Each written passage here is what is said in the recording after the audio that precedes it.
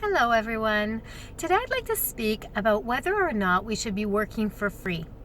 And while that should be a straightforward answer, there are times when we could do it if it benefits us and if we're gaining something from it. So let's talk about the times where we should and the times where we shouldn't. So for sure, we should never be working for free when we are able to get paid for our work. We should always demand payment, compensation for our time, our value, and our expertise. And there are times where people will come to you and say, oh, can you just help me out with this? Can you do that for me? I just want a little bit of your time. I just want to, see if you can point me in the right direction. And that's fine if you can do it on a basis where you don't have to put in too much of your time and where people value what you are giving to them.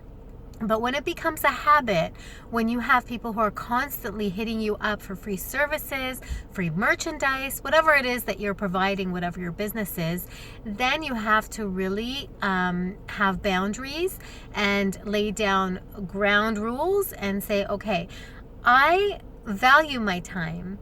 I have expertise that you can use, but if I give you my time right now, it means I'm taking away from a paying client. I'm taking away from a customer that will be benefiting me financially. So I can give you maybe a little bit, once, twice, and that's it. Or you can say, I'm sorry, I don't give anything for free. Business is business and family is family, friends are friends, but this is my living. I have to pay my bills and, my time is very valuable, so is my expertise. It's taken me X amount of years to get to where I am, and I'm really sorry I don't do anything for free. And that's totally fine. And those people that are asking should be able to respect that. There are many times where I do pro bono work, though. If I know that it's for a nonprofit organization or within the community and I'm volunteering my time, and that looks great on a resume for yourself as well. But you really have to be able to afford to do that. And you need to not have it affect the way that other people view you, right? Because you're setting a standard for yourself and you know what you are worth. So you really have to keep that value to yourself and never, ever, ever allow other people to knock it down. So if you know that you're worth X amount of money an hour or X amount of money per project, that's what you're worth. And if they need your service, they'll find a way to pay it.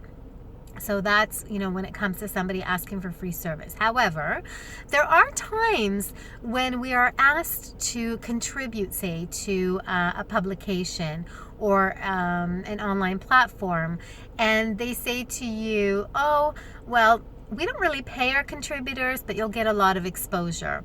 And that's great. If they're looking to give you exposure to the type of audience that you're trying to reach, to the type of clientele that you're trying to sell to, or to a broader audience that can get you there. So if they only have, say, 5,000 or 10,000 subscribers, maybe they only have 50 or 100, you really have to look at, does that value you? And does that coincide with what you're trying to do? Does that integrate into your big plan? And should you go ahead and should you give them that content that's going to take you X amount of time to write or to record for virtually, possibly no return? So you really have to look at your return on your investment of your time, and is that publication speaking to where it is that you want to go? So that's something where you're asked to give something back, or you're asked to contribute with the benefit of exposure, and that will happen a lot. The other thing is that somebody can say to you, well, if you can just come and volunteer your time, I guarantee that people will sign up for your services or your program or purchase your items or whatever it is. So you have to look at that. Where are you volunteering? What exactly are you giving them? Are you giving away all of your valuable information, all of your trade secrets? Are you giving away products? Are you giving away promotions that you could otherwise put elsewhere? If you're looking at it strictly from a volunteer position, then that's wonderful. And if you're able to do that, then great. I always encourage to do volunteer work. but you really have to balance it again to see if it's benefiting you and if it's benefiting them, because maybe somebody else would be better at volunteering and they just didn't reach out to them. So maybe you could kind of guide them in the right direction. Then there are times where somebody will say to you, why don't you come and work for me? And it will just give you some field experience, some, on the job skills and training that you might otherwise not get anywhere else. Well, if anyone's asking you to work for them for free when they would be paying somebody else to do it, I would really look into that more carefully, and I would shy away from those types of situations, because if they're a viable business and they're able to pay you, there's no reason why they shouldn't. Nobody should have to work for free, even if they're gaining the experience. Even with co-op programs through school, the many times the students are paid for their work. And when you have an internship somewhere, you are sometimes paid for your work, sometimes not. Really depends on the state, the law, the province, whatever. But you really have to look into what the legislation is around that. The thing is that nobody should have you doing work for them for nothing. And if they are, then chances are they're taking advantage of you. And yes, you are gaining experience. And yes, you are gaining on-the-job training, but at what cost to you? When you could be going and doing that, whether it's working for a lower wage or whether it's, bartering even with them for something else, or with the promise of having a job at the end. So if they're saying to you, why don't you come and work for me for, 3 weeks, 6 weeks, 3 months, and at the end of those 3 months, maybe I'll be able to hire you.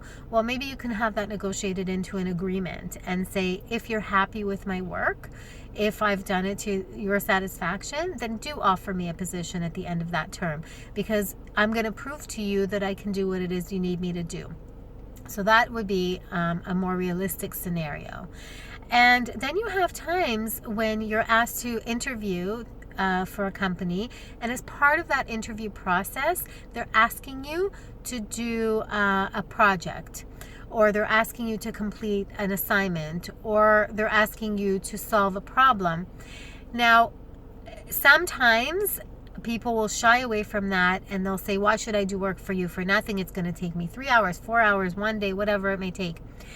There are certain industries, especially in the IT industry, where it is standard procedure and standard practice to ask the candidate at the later stage in the interview process, in the hiring process, to prove themselves.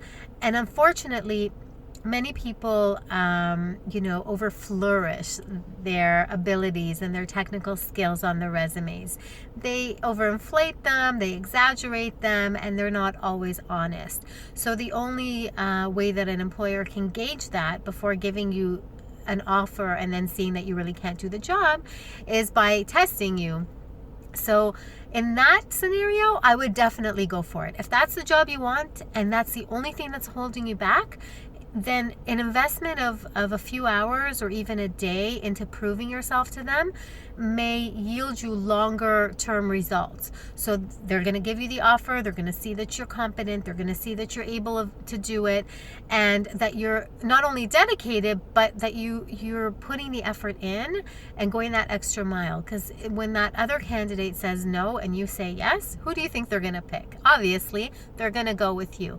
So then you're going to land that job, and you're probably going to get paid a little bit better because you've already proven to them that you're able to do it. So everything that you've said up until this point has proven true, and now that they're bringing you on board, you can negotiate that higher rate. So those are the scenarios where you can do work for nothing. I wouldn't do it all the time for everyone. I would make sure you get to the later stages right before an offer is being made, as a final wrap up of the interview process. But these are ways that you can do work for free when you're actually going to benefit, when you're actually going to gain something from it at the end. So there are ways to work for free and there are ways to not work for free, and both of them have valid points. It's really a personal choice and preference as to how you want to value yourself. But if you need any more information about this, if you have any more questions, I'm more than happy to answer them for you. As part of my training packages, I do touch on these things in much more detail. So please give me a call or send me a message and I'll be able to address them for you. And if you like this video, you found it valuable, and you think that other people would want to hear it or find value in it, then please like it and share it, because sharing is caring. And if you want to see more valuable content through my videos, then you can subscribe to my channel, and we'll see you next time.